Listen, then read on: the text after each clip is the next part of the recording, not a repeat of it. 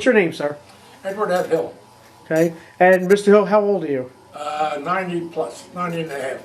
What branch of service were you in? I was in the U.S. Navy and I was an electrician maintained class. Okay. And when did you begin your service in the Navy? I was on the USS Intrepid CV-11, an aircraft carrier from 1943 until 1946. And what were some of your duties in the Navy? Well, I was, first I was assigned to the lighting department. And me and another fellow had to take care of all the lights and fans and greasing motors on the third deck. And after that I went to the distribution department, which was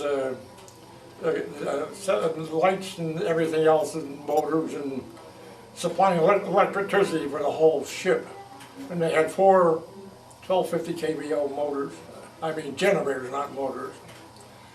And that was enough power at that time to supply all the city of Seattle with enough lights. And then I went to the power district, which take care of the motors and the galley and laundry and so forth, things like that. The other division was interior communications, but I never got involved in that. 2 weeks in action, and we got hit with a torpedo. We were just secured from general quarters, and come in low, real low, was a Japanese plane. It was a Japanese plane, and they hit us in the rear end of the ship, knocked out the 2 starboard screws, and we were making a turn to starboard or right, and what we could do after that was just go around in circles. So somebody got the brilliant idea of putting sails in front of the prop planes. And by revving up some of them and idling some of them, we got steerage, and they put 2 destroyers on us to pull us back to Pearl Harbor, which they did temporary repairs, and we went into Hunters Point in California to get permanent repairs done. Do you remember basic training? Yeah, I was in Bainbridge, Maryland. I enlisted in the Navy in October of '42, but I wasn't sworn into the Navy until November the 2nd of '42. And Bainbridge, Maryland was just starting. It was a hellhole. I mean, well, all they had was barracks, and they used the barracks for a hospital, and nothing else was finished. Most of the roads weren't finished, and so forth. And I think I was in Company 35. I talked to a fellow a while later. He said, "You mean 1635?" I said, "No, 35, just 35." And I spent there from November to the end of January in a boot camp. Then I was shipped to Newport, Rhode Island, went to electrical school. How did you feel when you first went to basic training? I don't know. It's something you had to do. I mean, most people didn't particularly care for it. I mean, but well, I say they made the training and so forth, running around the thing and exercising and everything basically. One thing, the psychologist asked me if I ever went out with girls. So I said, no. He didn't ask me why, and I didn't tell him why. They put me in a hospital for 3 days. He thought I was a gay. Really? Yeah. They had me take showers with the chief and some others and see what kind of thing how I would react.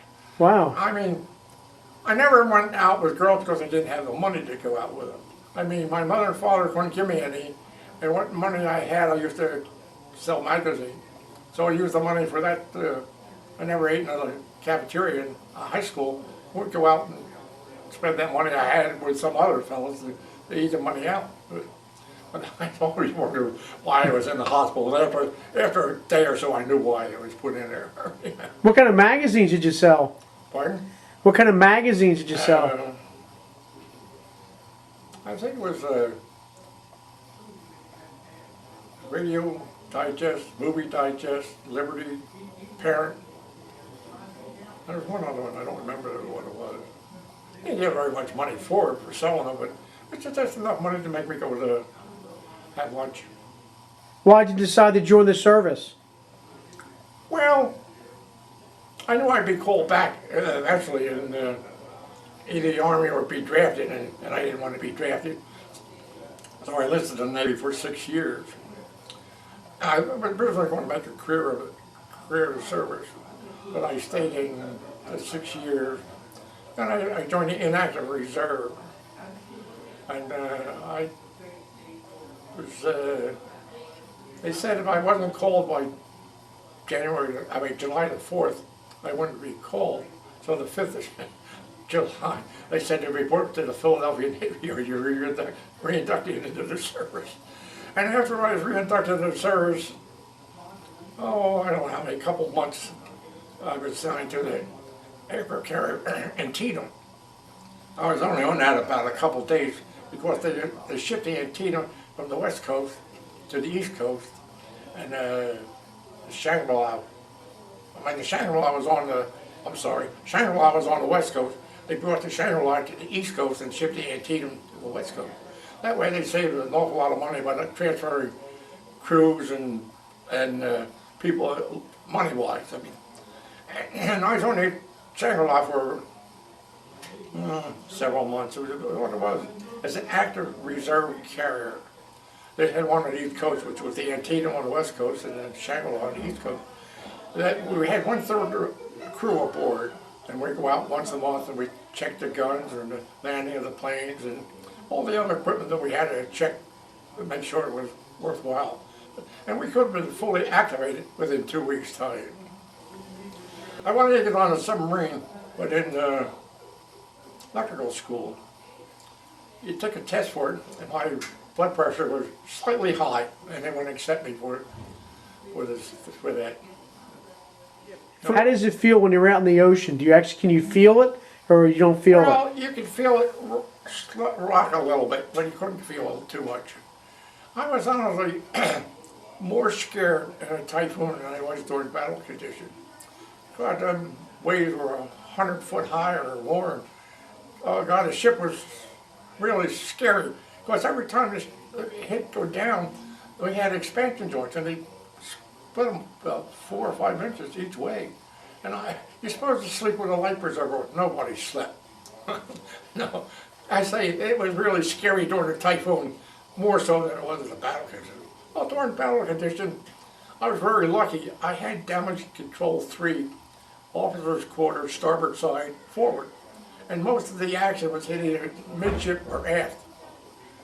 Now we were, I guess it was in top November, when a suicide plane, the kamikaze, hit one of the after gun mounts with the 20mm gun mounts, and they were armed by, they were black African Americans, but they weren't gunners, they were orderlies or something. I don't know, they weren't orderlies, they were just for the cooks, for the officers and the warrant officers. And then, I guess we lost about 10, 12 men when that suicide bomber hit. But luckily it hit the gun mount as far. I mean, it wasn't lucky, but it was lucky enough it didn't hit more, and more men were killed. But the men were killed. I couldn't do anything with them, I'm sorry. But now they had burial at sea. That's rough. I mean, you don't know whether it's a friend of yours being slid over the side, and what they do, they put a 5-inch shell in it, and they cut slits on the canvas bag, and they just slide them over the side. I mean, you never forget something like that. And then we're back in the States over Christmas, and we went out again. This was sometime in 44. Must have been early 45. And say we were off there. No, I'm sorry. When we first got in action, I'm sorry, 2 weeks we were in action when we got hit with that torpedo. And then, we were hit with 7 bombs, and I don't know how many are kamikaze, 5 or more, I don't really know. But one of them was a 500-pound bomb. It hit on the hangar deck. Oh, that wiped everything out. Men, planes, nothing. What it is, our 5-inch handling room was right below the number 3 elevator. It was the weakest point on the ship. And they were always aiming for that. They knew where it was. And this 500-pound bomb hit within 2 foot of where they were aimed for. It put that hangar deck steel was 6 or 8 inches thick.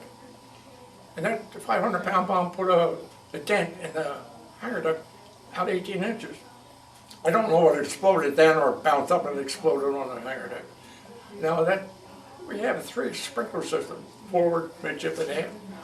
They put out a tremendous amount of water. Now they knocked the front out and the center one out, but the last one out was putting out a lot of water.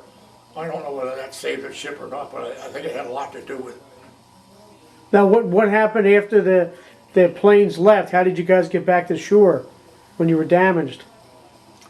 Well, if they were damaged too bad and the planes couldn't land, they would land on one of the other carriers.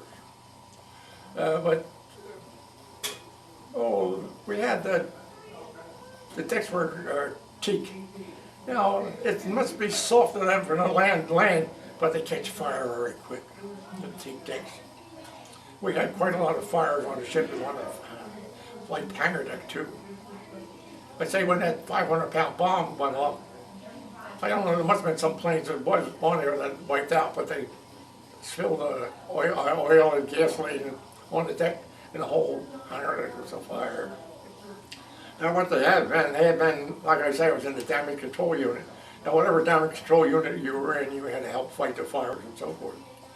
Now they were saying, with one of this fire we had, the captain made a stern turn to port and said he washed a lot of this off. I mean, whether it was, I don't know, because I was down below deck. And I say, if we've been Okinawa, we can have with these 2 kamikazes and 2 250-pound bombs at Okinawa. And the Navy lost quite a few destroyers from suicide plane, and the Japanese put 5 carriers out of commission. And now the carrier, Franklin, you've seen Midway with some of them ships. Mm-hmm. Well, that's what happened there. The Franklin was loaded with planes ready to go off, and then they hit on the midship, and they got exploded on planes, and all the oil and gasoline on them planes started spraying all over them, and they went down the hangar deck, so the whole damn ship looked like it was on fire. Now they lost 400 men killed. I think there was 1,600 men wounded, but that's more than 1/3 of the ship total thing. Now the ship was listing so bad on the starboard. The admiral said, "Get off the ship and junk it." The captain said, "No, I'm taking it back to the States." And all he took back was a piece of junk. Of course, they had to scrap it. So the ship you were on, they had to scrap it? Pardon? The ship you were on that got damaged, they had to scrap it? No, the Franklin, USS Oh, the Franklin. Yeah. Oh, I say we were hit. The Japanese used to call us the ghost ship, the ship they couldn't sink. I say when you're hit with a torpedo and 7 bombs and 5 or 6 kamikazes, they said the ship they couldn't sink, the ghost ship. And we were hit more than any other ship except the Saratoga. Now the Saratoga was the oldest carrier in the fleet. It was launched in 1938 or something like that. But that's surprising. Now we were, I say, in action just 2 weeks. And we got this torpedo, and I told you we put the sails in front of it to get things shipped.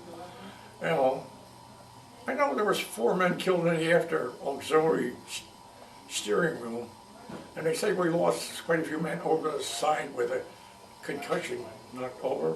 Whether it was true or not, I don't know. But I know there was at least 4 men automatically drowned as soon as they, in that after auxiliary steering room. Now, where did the torpedo come from? An aerial torpedo. Oh, okay. A Japanese airplane off the island of truck. I say we had secured just from general quarters, and I was in an electrical shop with several other men. I guess this was around a little after 10 p.m. at night. And somebody said, "Holy hell, we've been hit with a cart, we've been hit with a fish." We all knew what he was talking about. Yeah. So all of us immediately run to our general quarters station. And I don't know, I guess a lot of people don't know what I'm talking about general quarters station. It's each man was assigned to a certain part of the ship. When we're under battle conditions, you had to go to that portion of the ship for general quarters. Now, if any damage or fire, you had to try to put it out or repair it whatever you could. And if you didn't need to, they get help from one of the other stations. What was the name of your ship again? USS Intrepid. And where is that now? Is that still? It's at the Air and Space Museum in New York. Oh, wow. Yeah. I mean, if anybody can get time to go on it, it's real worthwhile. They have one of them space shuttles on there, and they got that Concorde from one of the French, British Frenchmen. Yeah, they have Concorde, and then they got the Space Museum, and they got a museum on the hangar deck, and they got big amphitheaters, and where children can come aboard, and somebody tells them all, explain all about it. Now, what was the Intrepid named after? Where did it get a name from? I think it was the fifth ship name. You ever hear the name of who was it? I don't know the name of the lieutenant. I don't know, in Tripoli, the pirates had captured the Intrepid. So I don't know what, I said I don't remember the name of the lieutenant. Him and some other men swam aboard and got aboard it unnoticed, and they set fire to the whole ship. So pirates couldn't use it. And I don't know whether that was the first one, and there was 4 more aircraft. Intrepid was the last one of the 5. How many of the service guys have you kept in contact with after you get out of the service? Not very many, no. I guess I should have, but I don't know why, but I just didn't. And let's see. We had a crew in the electrical division. I guess it was about 100 some odd men. That's pretty big for a company going aboard the ship. But I think we had too many, but I mean, the Navy must know what they were doing to have so many. I guess they figured some get killed and others don't. But I tell you, I was very fortunate. I was out of harm's way 90% of the time. The 1% of the time, or 10%, whatever you want to call it, it was about one of the bombs went off. And a piece of shrapnel went right through the stanchions of the elevator. Now they're 3/4 inch thick on each side. It went right through that, went through four bulkheads, and then wound it up in an electrical box. Now, I was maybe 20 feet away from where the shrapnel was. That's the only time I was in any real danger. Wow. I guess you heard it hit?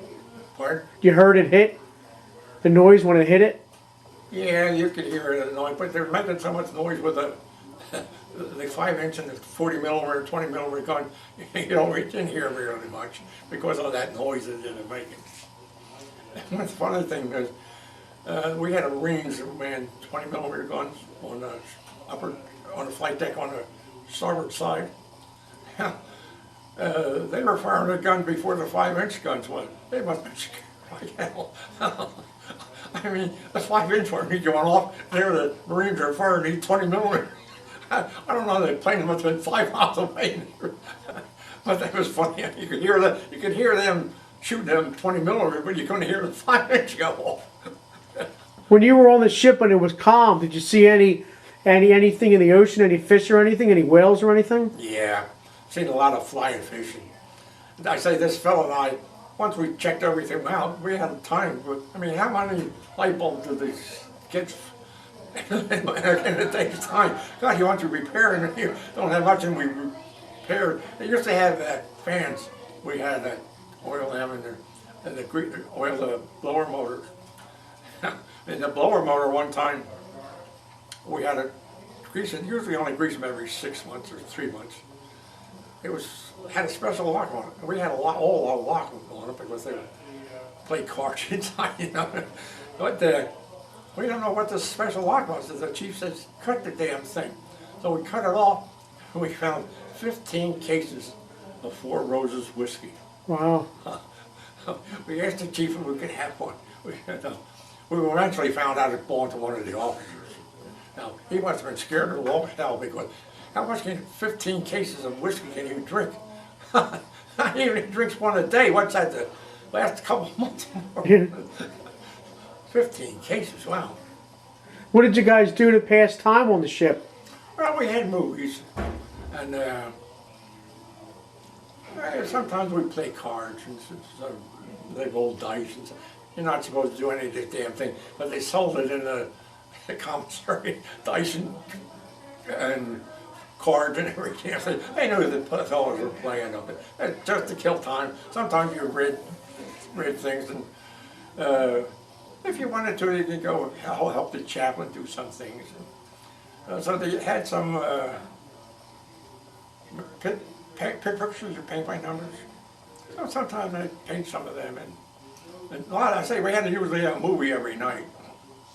Sometimes it might have been the same one over, but it was. What kind of movies did they show you guys? Most of the time they were World War II movies, but you know, at that time I guess some were war movies, some of them were whatever movies they made during 1942 or 43 that they would show to us. I told you I was electrician made second class, which is equivalent to a staff sergeant in the Army, Marines, or the Air Force.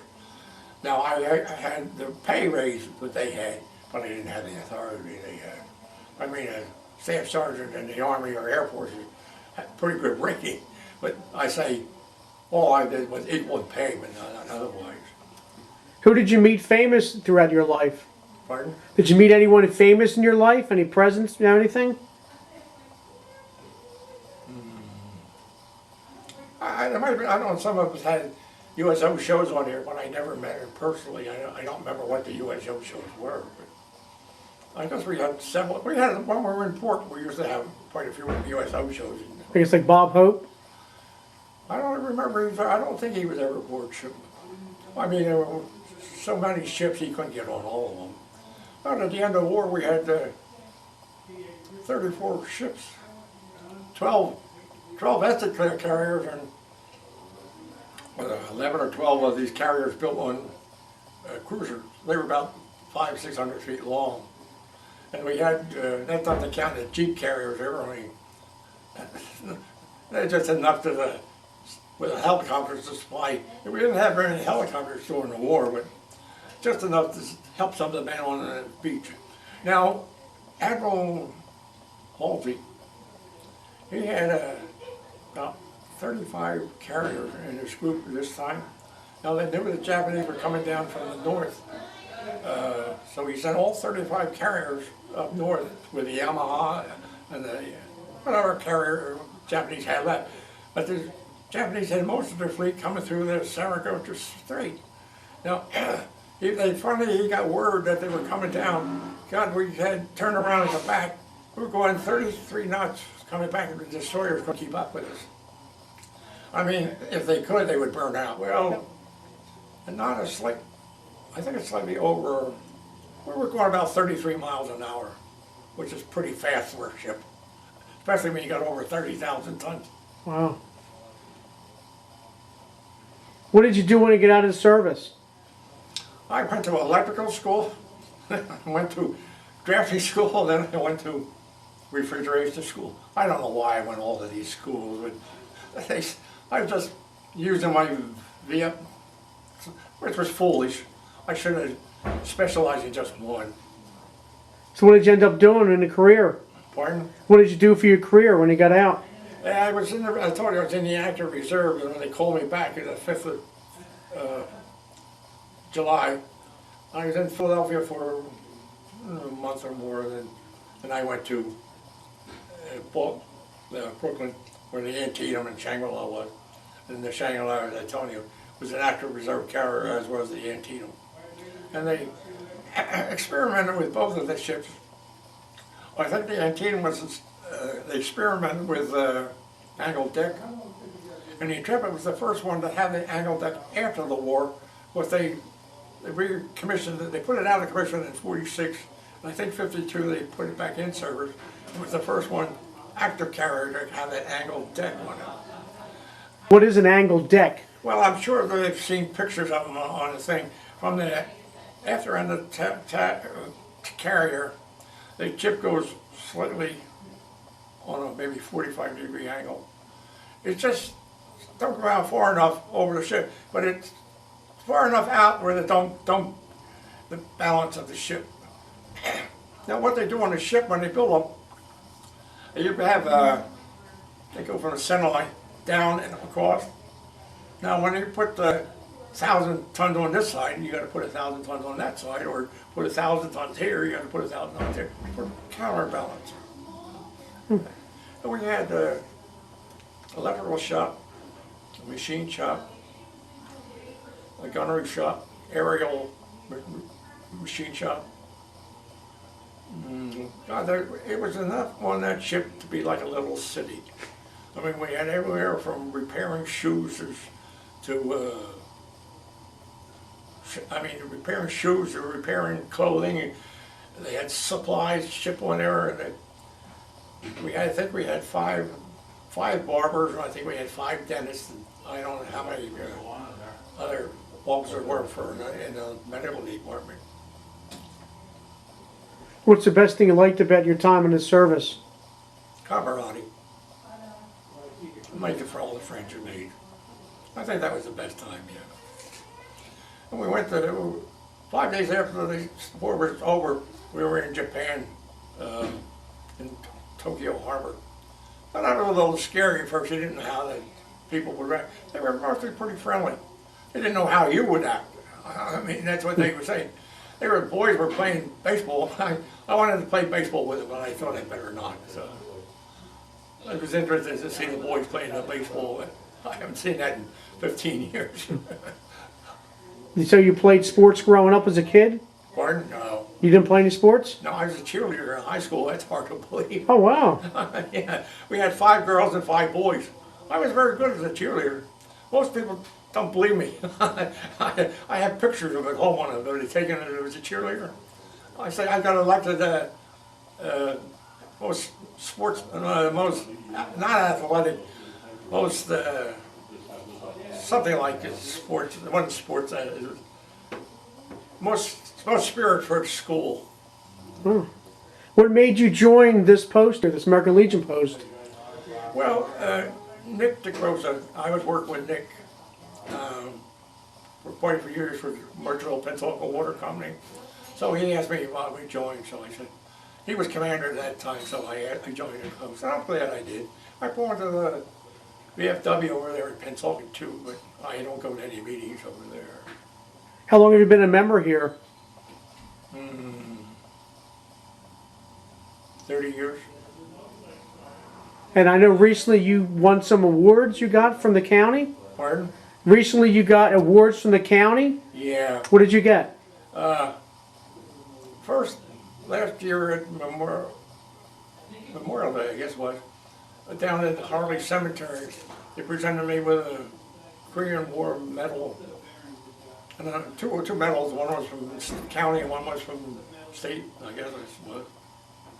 And in August of this year, we got a big, nice plaque from the county presented to us by the Merchantville Borough. And the Merchantville Borough also gave us a plaque. Now, there were the two men you interviewed before, those 2 and me were going to be honorary Grand Marshals of the parade in December. Nice. For anyone thinking about joining the service, what would you like to say to them? Join the Air Force. I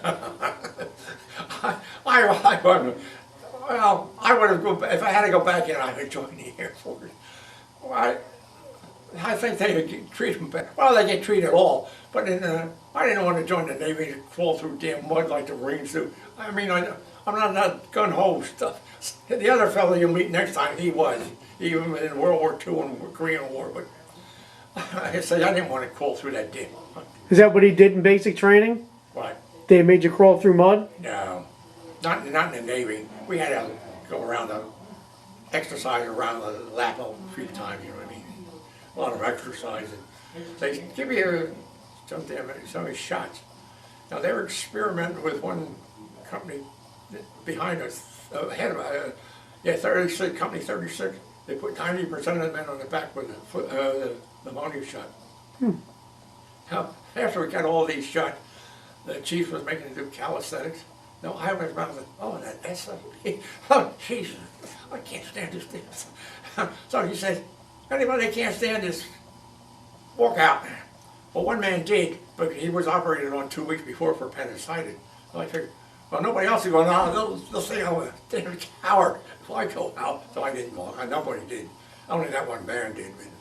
But I say, I think he saw how his mouth and house.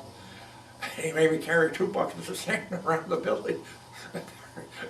You know, I didn't say it out loud, but you know, his mouth is off. I said he made me carry 2. That's pretty hard to do, carry 2 buckets of sand. I only had to do it about 3 or 4 times. What do you like most about this post?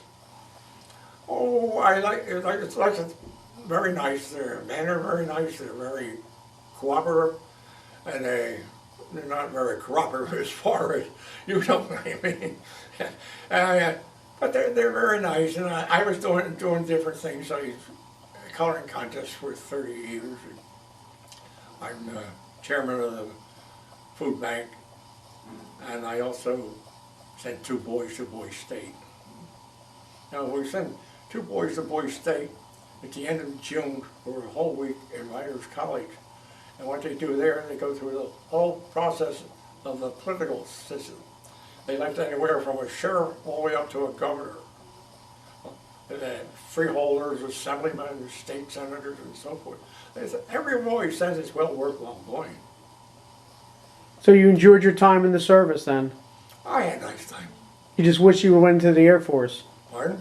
You just wish you would have went to the Air Force? Well, yeah, I think yes and no, I'm scared of flying. I don't know. Have you ever been on a plane? Huh? Have you ever been on a plane? Oh yeah, several times. I've got a sister in Florida. I go there Thanksgiving. Yeah, once I'm in the air, I'm fine. But just getting off is scary. What's the nicest place you visited? Oh, see, I was in the service, I say for 6 years. So I was in there after the war. And I got transferred to a destroyer. And we visited London, Wow. Dublin, Denmark, Norway, Lisbon.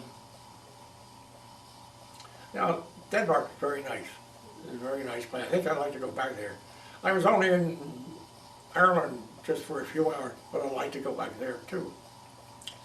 Now, this fellow and I, we were stopped in, I don't know what the port is outside of Paris.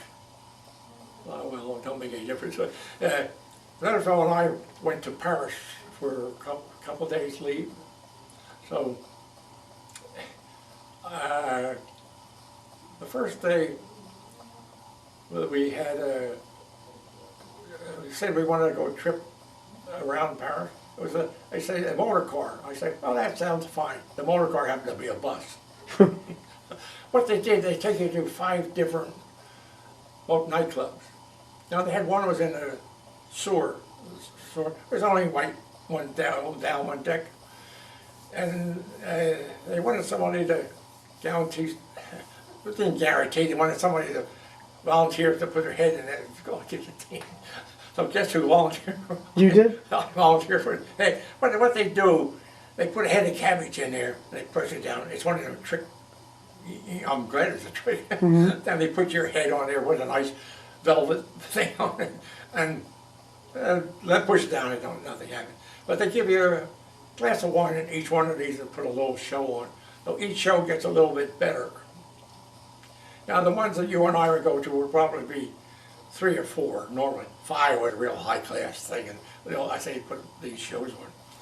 And this fellow and I, the next day going to the Molly Brochure. It's a nude show but done in class, not vulgar. Very, very nice.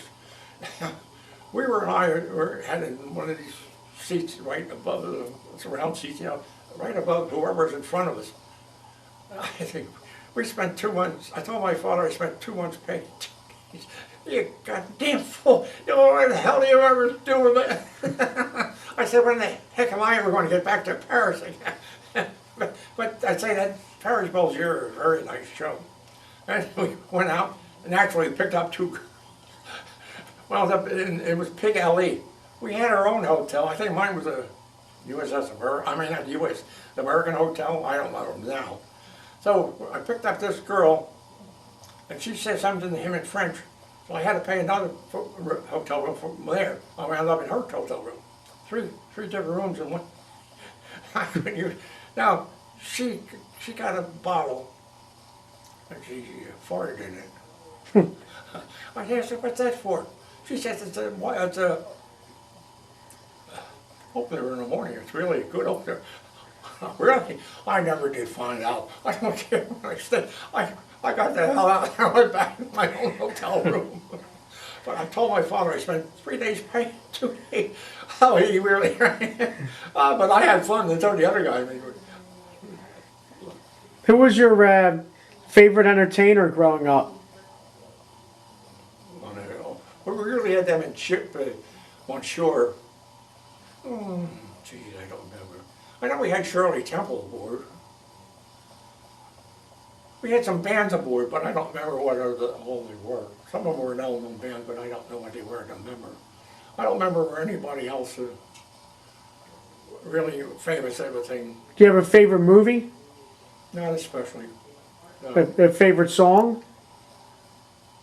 No. I mean, I enjoyed them all when they played at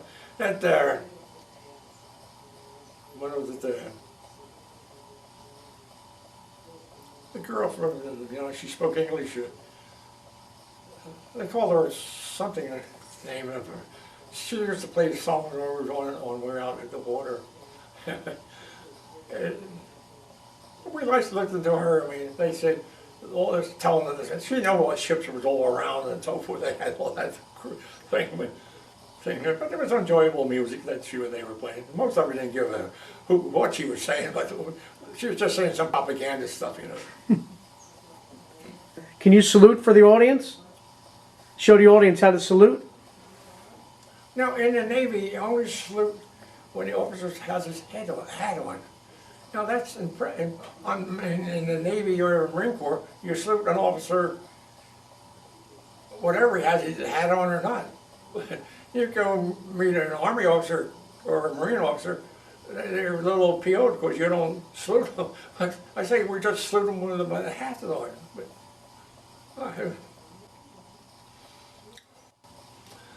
well, I guess that's about it. Yeah, can you salute for us? Pardon? Yes, sir. Great. Great. Thank you very much for your time, sir. Thank you.